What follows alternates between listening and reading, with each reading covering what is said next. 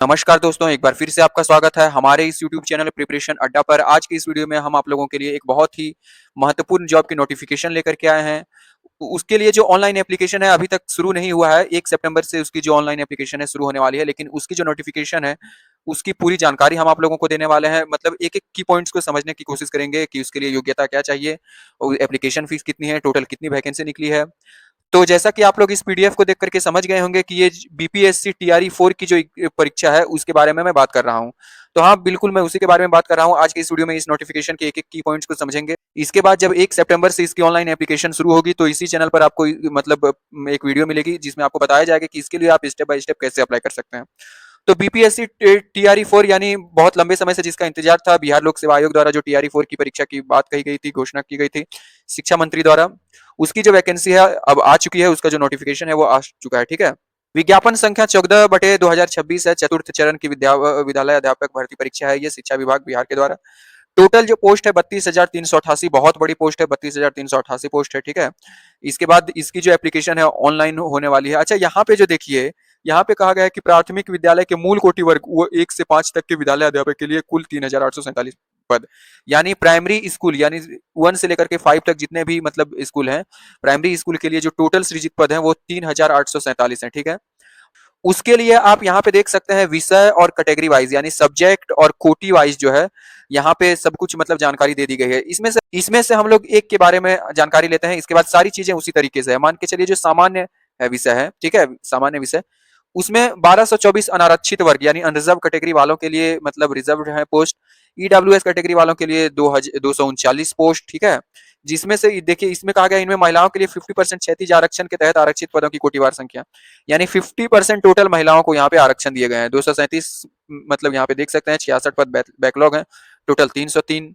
फिर मतलब पिछड़ा वर्ग के लिए, अत्यंत पिछड़ा वर्ग के लिए 323 पद, यहाँ पे अनुसूचित जाति के लिए 580, अनुसूचित जनजाति के लिए 38 और पिछड़े वर्गों की महिलाओं के लिए 110। टोटल जो पद है 3065 पद हैं। ठीक है। और यहाँ पे मतलब बैकलॉग जो पद है दिव्यांगों के लिए यानी पीडब्ल्यूडी कैंडिडेट जितने भी हैं उन सभी के लिए यहाँ पे जो है रिजर्व पोस्ट यहाँ पे दे दिए गए हैं। स्वतंत्रता सेनानी के नाती पोते नाती नतनी जो भी हैं उनके लिए टोटल मतलब 4 ये के लिए निकाले गए हैं, जैसे सामान्य विषय के लिए, उर्दू के लिए, बांग्ला के लिए। ठीक है। तो कुल टोटल यहाँ पे मतलब कैटेगरी वाइज जो भी है, कोटी वाइज यहाँ पे आप देख सकते हैं। ठीक है। इस वीडियो के डिस्क्रिप्शन में मैं नोटिफिकेशन के दूंगा, आप वहां से नोटिफिकेशन को डाउनलोड करके एक बार अच्छे तरीके से पढ़ सकते हैं। ठीक है। इसके बाद यहाँ पे कहा गया है कि इसका जो मतलब प्राइमरी वेतन रहेगा, प्रारंभिक वेतन जो रहेगा यहाँ पे 25,000 रहेगा, और जो भी राज्य सरकार के निर्धारित भत्ते होते हैं यानी अलाउंसेस होते हैं, टीए डीए एचआरए, वो सारी चीजें मिलेंगी। ठीक है। इसके बाद मध्य विद्यालय की बात करें तो कक्षा 6 से लेकर के 8 तक के लिए जो वैकेंसी की डिटेल्स है सब्जेक्ट वाइज, ठीक है, कैटेगरी वाइज, वो आपको यहाँ पर देखने को मिल जाती है। उसकी जो टोटल वैकेंसी है 8,563, यानी मिडिल मध्य विद्यालय के लिए जो मिडिल स्कूल है उसके लिए जो कैटेगरी वाइज वैकेंसी है वो टोटल यहाँ पे दे दी गई है, कैटेगरी वाइज सब्जेक्ट वाइज पूरी यहाँ पे दे दी गई है। ठीक है। उसकी जो वेतन की बात करी गई है कि प्राइमरी वेतन यानी प्रारंभिक वेतन जो होगा उसका जो है वो 28,000, और साथ ही जो राज्य सरकार जो भत्ते देती है यानी अलाउंसेस वगैरह जो भी टीए डीए एचआरए वगैरह ही देते हैं, ये सारी चीजें मिलने वाली हैं। समूह में बताया गया है कि माध्यमिक विद्यालय कक्षा 9 से 10 के लिए यानी सेकेंडरी सेकेंडरी स्कूल जो है जिसमें कक्षा 9 से 10 तक की पढ़ाई होती है। ठीक है। विद्यालय में टोटल अध्यापकों की जो मतलब वैकेंसी है, रिक्तियां हैं 3,877 पद हैं। यहाँ पे ठीक उसी तरीके से जो है विषय वाइज यानी सब्जेक्ट वाइज और कैटेगरी वाइज उसकी पूरी जानकारी यहाँ पे दे दी गई है। एक बार आप लोग इसको अच्छे तरीके से देख लें। ठीक है। के बाद यहाँ पे कहा गया ये अराजपत्रित है, ये मतलब जितने भी पोस्ट हैं सब नॉन गेस्टेबल पोस्ट हैं। ठीक है, अराजपत्रित। ठीक है। इसका जो है यानी सेकेंडरी लेवल पर जो फील कर रहे हैं 9-10 के लिए उनको 31,000 प्रतिमाह एवं और भी जो भत्ते होते हैं वो सारे। अब हायर सेकेंडरी यानी उच्च माध्यमिक विद्यालय के लिए क्लास 11 से लेकर के 12 तक जो है सबसे ज्यादा पोस्ट इसी के लिए हैं। 16,101 पद यहाँ पे सृजित हुए हैं क्लास 11-12 के लिए। यहाँ पे सब्जेक्ट वाइज और कैटेगरी वाइज यहाँ पे आप उसकी जानकारी देख सकते हैं। ठीक है। अच्छा, जो लोग कंप्यूटर के लिए पूछ रहे थे, जिन लोगों ने भी मतलब कमेंट किया था कंप्यूटर के लिए, तो देखिए कंप्यूटर के लिए भी अनारक्षित कैटेगरी के लिए 213 वैकेंसी, फिर यहाँ पे आप टोटल आप देख सकते हैं टोटल 407 वैकेंसी कंप्यूटर विषय के लिए निकली हुई है। ठीक है। बात करें तो इसका जो बेसिक पे यानी मूल वेतन जो है 32,000 रुपए होने वाला है, और प्रति माह जितने भी और भत्ते देने होते हैं वो सारे भत्ते आप लोगों को मिलने वाले हैं। ठीक है। अच्छा, यहाँ पे कहा गया है कि 15/8/2000 विभागीय पत्रांक संख्या यानी डिपार्टमेंटल पत्रांक जो 905 दिनांक 15/8/2024 के आलोक में वर्ग 9 से 10 के विद्यालय के अध्यापक के लिए बांग्ला, ललित कला, नृत्य, मैथिली विशेष विद्यालय अध्यापक यानी स्पेशल स्कूल टीचर, अरबी, फारसी तथा वर्ग 11 से 12 विद्यालय के लिए अध्यापक के लिए बांग्ला, भोजपुरी, मगही, मैथिली, पाली, प्राकृत फारसी एवं कृषि विषय का पूरक अधियाचना सामान्य प्रशासन विभाग के माध्यम से प्राप्त होने के पश्चात रिक्तियों की सूचना दी जाएगी। यानी इन सारे सब्जेक्ट के लिए जो है अभी तक रिक्तियों की सूचना नहीं मिली है। 11, 12 और 9, 10 मतलब यहाँ जितने भी सब्जेक्ट लिखे हुए हैं, ठीक है। यहाँ पे कहा जा रहा है कि जितने भी कैंडिडेट की संख्या होगी उसके ऊपर डिपेंड करेगा कि एक चरण में होगी परीक्षा या फिर एक से अधिक चरण में। यानी जितने ज्यादा एप्लीकेशन फिल होंगे उतने ज्यादा स्टेज भी मतलब एग्जाम के जो स्टेज है बढ़ते जाएंगे, ठीक है। अच्छा, अब यहाँ पे अर्हता यानी जो एलिजिबिलिटी क्राइटेरिया है विद्यालय पद के लिए जो नियुक्ति हेतु मतलब इंपॉर्टेंट एलिजिबिलिटी क्राइटेरिया है वो यहाँ पे देखिए पॉइंट वाइज दे दिया गया है। सबसे पहले जो भी कैंडिडेट होगा वो भारत का नागरिक होगा, ठीक है। इसके बाद कहा गया है कि विद्यालय अध्यापक पद पर नियुक्ति हेतु राष्ट्रीय अध्यापक शिक्षा परिषद यानी एनसीटीई द्वारा समय समय पर निर्धारित शैक्षणिक एवं प्रशैक्षणिक योग्यता धारित करता हो। यानी एनसीटी द्वारा जो भी मतलब टीचर के लिए जो एलिजिबिलिटी क्राइटेरिया निर्धारित की जाती है उसके अकॉर्डिंग आपके पास जो है मतलब ये होनी चाहिए मतलब एजुकेशन डिग्री होनी चाहिए, ठीक है। और यहाँ पे कहा गया कि स्पेशल स्कूल टीचर के लिए अर्हता भारत के पुनर्वास परिषद यानी जो स्पेशल स्कूल टीचर के लिए फॉर्म फिल करेंगे उसके लिए जो रूल्स अप्लाई होगा वो भारत के पुनर्वास परिषद के अकॉर्डिंग होगा, ठीक है। इसके बाद यहाँ पे देखिए एक बात कही गई कि राज्य सरकार अथवा केंद्र सरकार द्वारा समय समय पर आहूत शिक्षक पात्रता परीक्षण में उत्तीर्ण हो। यानी जो केंद्र सरकार जैसे सीटेट और राज्य सरकार द्वारा जो मतलब एस्टेट की परीक्षा ली जाती है उसमें उत्तीर्ण होना पड़ेगा। यानी उसकी डिग्री की सर्टिफिकेट आपके पास होनी चाहिए। प्राइमरी लेवल पर जो फिल करना चाहते हैं सीटेट पेपर 1 अथवा बीटेट पेपर 1 यानी बिहार टीचर एलिजिबिलिटी टेस्ट या फिर central teacher eligibility test paper 1 pass करना होगा। जो मिडिल स्कूल के लिए फिल करना चाहते हैं क्लास 6 to 8 के लिए अध्यापकों के लिए सीटेट पेपर 2 अथवा बीटेट पेपर 2 यहाँ पे फिल करना होगा, ठीक है। इसके बाद जो माध्यमिक विद्यालय यानी 9, 10 के लिए जो फिल करना चाहते हैं या फिर स्पेशल टीचर के मतलब के लिए फिल करना चाहते हैं स्पेशल स्कूल टीचर के लिए क्लास 9, 10 के लिए तो यहाँ पे उसके लिए जो है एस टेट यानी इसके लिए आप सीटेट को एप्लीकेबल नहीं कर सकते हैं। यानी क्लास 9, 10 के लिए जो है और 11, 12 के लिए आपको एस टेट ही वैलिड होगा, सीटेट वैलिड नहीं होगी, ठीक है। एस टेट पेपर 1 आपको क्लियर करना होगा और जो 11, 12 के लिए फिल कर रहे हैं एस टेट पेपर 2 में आपको पास होना होगा। अच्छा, यहाँ पे कहा जा रहा है कि परंतु वर्ष 2012 से पूर्व नियुक्त एवं कार्यरत शिक्षक जो दक्षता परीक्षा उत्तीर्ण होंगे के लिए शिक्षक पात्रता परीक्षा में उत्तीर्णता आवश्यक अनिवार्य नहीं है। यानी 2012 से पूर्व जितने भी टीचर हैं जो कि दक्षता परीक्षा में स्किल टेस्ट में स्किल एजुकेशन में मतलब पास हुए हैं उन सभी लोगों के लिए टेट जो है अनिवार्य नहीं है, ठीक है। अच्छा, एक स्पेशल नोट यहाँ पे दिया गया है, एक अच्छी बात बताई गई है कि कहा गया है कि वैसे अभ्यर्थी जो शैक्षणिक योग्यता धारित करते हो एवं शिक्षक प्रशिक्षण पूरा कर लिए हो तथा माध्यमिक शिक्षा पात्रता परीक्षा 2026 यानी स्टेट 2026 में सम्मिलित होने वाले हैं वे भी इसके लिए आवेदन दे सकेंगे बशर्ते उन्हें प्रारंभिक परीक्षा से पूर्व माध्यमिक शिक्षा पात्रता परीक्षा स्टेट 2026 उत्तीर्ण होना आवश्यक है, ठीक है। यहाँ पे कहा जा रहा है कि जो लोग भी मतलब बीएड कंप्लीट कर चुके हैं टीचर ट्रेनिंग कंप्लीट कर चुके हैं और एस्टेट 2026 जो अभी रिसेंट का एस्टेट निकला हुआ है मतलब उसमें मतलब बैठने वाले हैं उसमें सीट होने वाले हैं उसकी परीक्षा देने वाले हैं वो भी इसके लिए अप्लाई कर सकते हैं लेकिन प्रारंभिक परीक्षा से पहले उन्हें पास होना पड़ेगा। यानी जो मतलब प्रारंभिक जो परीक्षा होने वाली है मतलब वाली है टीआरई 4 की उससे पहले जो है उनको जो टेट के मतलब टेट की जो है टेट 2026 की मतलब रिजल्ट चली आएगी उसमें उन्हें पास होना है। अगर वो पास नहीं हो पाते हैं तो उनका एडमिट कार्ड जारी नहीं किया जाएगा, ठीक है। अच्छा, इसके बाद कहा जा रहा है कि उन्हें ऐसी परीक्षा में भाग लेने का प्रमाण यथा एडमिट कार्ड एवं परीक्षा फल सहित माध्यमिक के शिक्षक पात्रता परीक्षा यानी स्टेट 2026 संबंधी सभी आवश्यक प्रमाण पत्र की मूल प्रति आयोग के द्वारा सत्यापन हेतु मांगे जाने पर समय समय पर उपलब्ध कराना होगा और सत्योपरांत उनकी हत्या मान होगी। यानी जो भी लोग मतलब इस तरीके का फॉर्म फिल कर रहे हैं जो कि स्टेट 2026 दे रहे हैं और वो टीआरई 4 का फॉर्म फिल कर रहे हैं उन्हें जब आयोग द्वारा मतलब परीक्षा से संबंधित कोई भी दस्तावेज मांगे जाएंगे जैसे एडमिट कार्ड, ठीक है, या फिर रिजल्ट तो उन्हें समय समय पर उपलब्ध करवाना होगा, ठीक है। और उसके साथ ही जिस तरीके की घोषणा करेगा आयोग उसके रिलेटेड उन्हें जो है स्व घोषणा यानी सेल्फ डिक्लेरेशन भी मतलब उन्हें देना पड़ेगा कि ये सर्टिफिकेट और एडमिट उन्हीं का है, ठीक है। अच्छा, अब यहाँ पे एलिजिबिलिटी क्राइटेरिया की बात करें तो हर एक मतलब ये के लिए लेवल के लिए अलग अलग एलिजिबिलिटी क्राइटेरिया है यानी अहर्ता है, ठीक है। अब यहाँ पे कहा गया कि अगर आप प्राइमरी लेवल पर फील करते हैं यानी कक्षा 1 से लेकर के 5 तक के लिए फील करते हैं तो उसके लिए जो शैक्षणिक योग्यता है यानी एजुकेशनल क्वालिफिकेशन है एचएस में आपका 50% मार्क्स होना चाहिए या फिर उससे ज्यादा होने चाहिए, ठीक है। तथा प्रारंभिक शिक्षा में शास्त्र में द्विवर्षीय डिप्लोमा यानी आपके पास डीएड की डिग्री होनी चाहिए। डिप्लोमा इन एलिमेंट्री एजुकेशन में 2 साल की जो डिग्री होती है वो आपके पास यानी एचएस प्लस डीएड आपके पास होनी चाहिए। जो राष्ट्रीय अध्यापक शिक्षा परिषद मान्यता मानदंड और क्रियाविधि विनियम 2002 के अनुसार प्राप्त किया गया हो उनके लिए कहा गया है कि 45% ही मान्य है, ठीक है।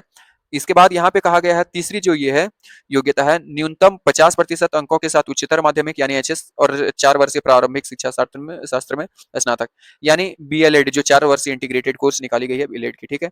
या फिर यहाँ पे कहा गया न्यूनतम 50% अंकों के साथ उच्चतर माध्यमिक अथवा इसके समकक्ष तथा शिक्षा शास्त्र में द्विवर्षीय डिप्लोमा, ठीक है। एजुकेशन फिलॉसफी में 2 साल का जो डिप्लोमा होता है वो, ठीक है, शिक्षा शास्त्र में।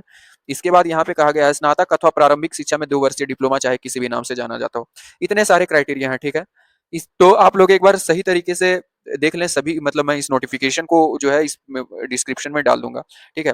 सभी के लिए यहाँ पे अच्छे-अच्छे नोटिफिकेशन है। अगर आप लोगों को कुछ समझ में नहीं आता है तो आप कमेंट में पूछें, मैं दोबारा से नोटिफिकेशन को पढ़ करके उन्हें कमेंट में जानकारी दूंगा।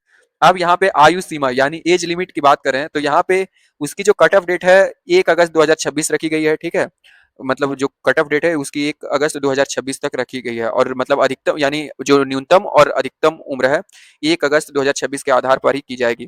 तो 1 अगस्त 2026 तक जो कैंडिडेट है उसकी जो न्यूनतम आयु होनी चाहिए वो 18 साल होनी चाहिए, ठीक है। या फिर यहाँ पे कहा गया माध्यमिक एवं उच्च माध्यमिक विद्यालयों के अध्यापक के लिए जो न्यूनतम है 21 साल, यानी अगर आप 9, 10 और 11, 12 के लिए फिल करते हैं तो आपकी जो मिनिमम एज है 21 साल होनी चाहिए। अगर आप प्राइमरी और मिडिल के लिए फिल करते हैं तो आपकी जो मिनिमम एज है वो 18 साल होनी चाहिए। अब यहाँ पे जो है एज रिलैक्सेशन की बात कर दी गई है, ठीक है। अनारक्षित पुरुष जो भी है 37 वर्ष अधिकतम जो है हो सकती है। पिछड़ा वर्ग, अत्यंत पिछड़ा वर्ग पुरुष महिला के लिए 40 वर्ष, अनारक्षित महिला के लिए 40 वर्ष, ट्रांसजेंडर के लिए 42 वर्ष, ठीक है। अनुसूचित जाति जनजाति पुरुष महिला के लिए 42 वर्ष, ठीक है। और जो एक्स सर्विसमैन है यानी सेवानिवृत्त हैं उनके लिए 60 वर्ष, ठीक है। अब यहाँ पे चयन प्रक्रिया की बात करी गई है। तो यहाँ पे कहा गया कि प्रारंभिक परीक्षा एवं मुख्य परीक्षा के आधार पर चयन, यानी 2 स्टेज में होगा। सबसे पहले आपका प्राइमरी टेस्ट होगा, इसके बाद आपका मेन टेस्ट होगा। तो यहाँ पे कहा गया कि प्रारंभिक परीक्षा में सफल उम्मीदवारों से मुख्य परीक्षा के लिए अलग से आवेदन आमंत्रित किए जाएंगे। यानी जो लोग भी प्रारंभिक परीक्षा को पास करेंगे, स्टेज 1 पास करेंगे, उन्हें जो है मेन एग्जाम के लिए अलग से आवेदन देना होगा, ठीक है।